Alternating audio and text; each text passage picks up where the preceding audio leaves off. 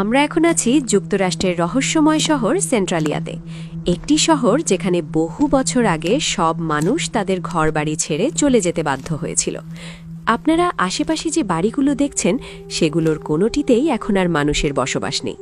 পুরো শহরটাই যেন সময়ের কাছে পরাজিত হয়ে পরিত্যক্ত অবস্থায় পড়ে আছে। আমরা ধীরে ধীরে এই শহরের ভেতর দিয়ে হাঁটছি এবং একে একে সব কিছু আপনাদের সামনে তুলে ধরার চেষ্টা করছি। এখন আমরা এমন একটি বাড়ি খুঁজছি যেখানে ভেতরের আসবাবপত্র এখনও রয়ে গেছে। এই মুহূর্তে আমরা একটি ঘরের ভেতরে প্রবেশ করছি। সম্ভবত কয়েক দশক আগেও এই ঘরে মানুষের বসবাস ছিল, কিন্তু আজ এখানে আর কেউ নেই। তারা চলে গেছে, রেখে গেছে তাদের ব্যবহৃত সব আসবাবপত্র। জিনিসগুলো এখনও আগের জায়গাতেই আছে, শুধু তার উপর জমে আছে ধুলাবালি আর চারপাশে মাকড়সার জাল। পুরো ঘরটাই নিঃশব্দ ও পরিত্যক্ত এক স্মৃতির মতো দাঁড়িয়ে আছে।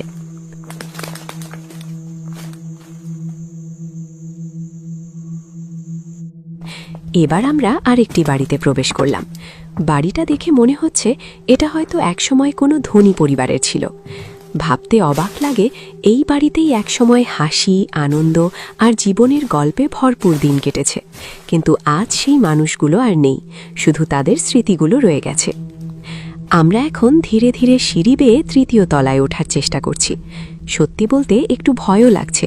সিঁড়িগুলো এতটাই পুরনো যে কখন ভেঙে পড়ে কে জানে। উপরে তাকালেই দেখা যায় চারপাশ মাকড়সার জালে ঢেকে আছে আর ধুলোয় ভরে গেছে পুরো পরিবেশ। এই শহরের প্রায় প্রতিটি বাড়ির সামনেই এভাবে পরিত্যক্ত গাড়ি পড়ে থাকতে দেখা যায়। আশেপাশে কোনো মানুষ নেই, নেই কোনো কোলাহল। পুরো শহরটাই নিঃশব্দ।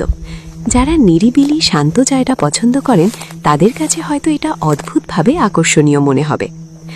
আপনারা কি জানেন ঠিক কী কারণে এই শহর থেকে সব মানুষ চলে গিয়েছিল?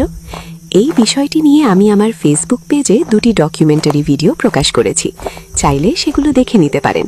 সেখানে আমি বিস্তারিতভাবে সবকিছু ব্যাখ্যা করেছি এবং বিভিন্ন জায়গা ঘুরিয়ে দেখিয়েছি। এখন আমরা রাস্তা ধরে সামনে এগিয়ে যাচ্ছি। আমাদের লক্ষ্য সেন্ট্রালিয়ার সেই পরিত্যক্ত ট্রেন স্টেশন, সেটাই এখন খুঁজছি। আমরা একটি শর্টকাট রাস্তা ধরেছি যা একটি পুরনো বাড়ির পাশ দিয়ে গেছে। হয়তো একসময় এখানে অনেক মানুষ বসবাস করত। আমরা ধীরে ধীরে এই পথ দিয়ে জঙ্গলের ভেতর দিয়ে এগিয়ে যাচ্ছি। একটু ভয় লাগলেও ট্রেন স্টেশনে দ্রুত পৌঁছানোর জন্য এই পথটাই সবচেয়ে ভালো মনে হলো। এটা হচ্ছে সেই সেন্ট্রালিয়ার পরিত্যক্ত ট্রেন স্টেশন। ওই দিকে আরও এগোলে আরও অনেক পুরনো ট্রেন দেখা যাবে, তবে আমরা এই দিকটাই আপনাদের দেখাচ্ছি। দেখুন কিভাবে দশকের পর দশক ধরে ট্রেনগুলো এভাবেই পড়ে আছে। এখন হয়তো এসব ট্রেনের ভেতর সাপ, পোকামাকড় বা নানা প্রাণীর বসবাস। আমরা নিরাপত্তার কারণে ট্রেনের ভেতরে যাচ্ছি না, দূর থেকেই এই দৃশ্য আপনাদের দেখাচ্ছি। আশা করি আজকের ভিডিওটি আপনাদের ভালো লেগেছে।